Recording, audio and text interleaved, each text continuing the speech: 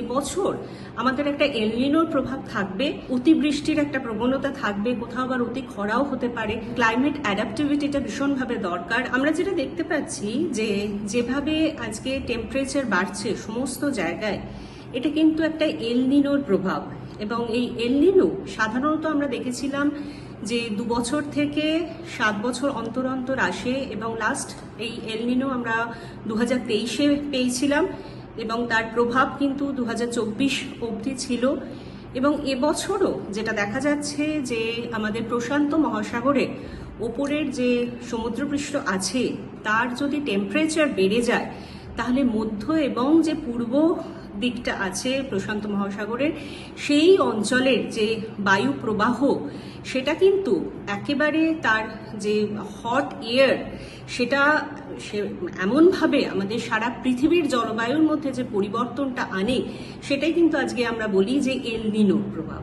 এবং এলনিনোর প্রভাবে আমরা যেটা দেখি যে সমস্ত জায়গায় যেখানে জলবায়ুর পরিবর্তন হচ্ছে, এখানে একটা অতি উচ্চ তাপমাত্রা এবং অতি নিম্ন যে তাপমাত্রার মধ্যে একটা ডিফারেন্স লক্ষ্য করা যাচ্ছে। কোথাও ওয়েদার প্যাটার্ন চেঞ্জ হয়ে যাচ্ছে, বৃষ্টিপাতের পরিমাণ চেঞ্জ হয়ে যাচ্ছে।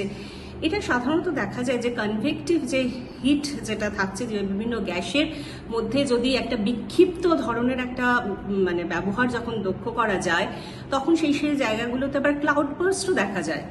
সুতরাং এই যে আমাদের বাতাসের মধ্যে যে উপাদানগুলো থাকছে সেগুলোর যে একটা পরিবর্তন হচ্ছে এবং তার ফলে যে জলবায়ুর যে পরিবর্তন আসছে, সেটা একটা সামগ্রিক প্রভাব রাখছে। এবং এটা আশা করা যাচ্ছে যে এবছর আমাদের একটা এলনিনোর প্রভাব থাকবে এবং সেখানেতে একটা হিট ডেজ যেটাকে আমরা বলি সেটা কিন্তু অনেকটা পরিমাণ বাড়বে এবং তার স্থায়িত্ব বাড়বে। যে আমরা ম্যাক্সিমাম যে টেম্পারেচার বাড়ার যে দিনগুলো তার সংখ্যা বাড়বে, অতিবৃষ্টির একটা প্রবণতা থাকবে, কোথাও আবার অতি খরাও হতে পারে।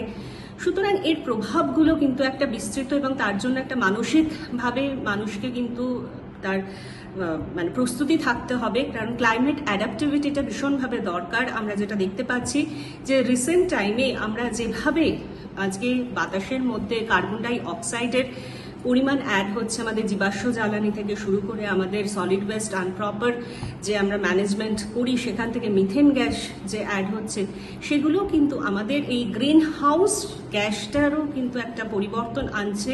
এবং সেখানে যে গ্রিন হাউস গ্যাসগুলো আধিক্য বাড়ছে, তার অনুপাতগুলো ভীষণভাবে কিন্তু আমাদের এই হিট ট্র্যাপ করে রাখতে সেটা ভীষণ দেখা যাচ্ছে এবং সেখানে একটা হিট আইল্যান্ড এফেক্ট তৈরি হচ্ছে বিভিন্ন জায়গায়। সুতরাং মানুষকে আরো বেশি সতর্ক হতে হবে, পরিবেশ বান্ধবভাবে চলাফেরা করতে হবে।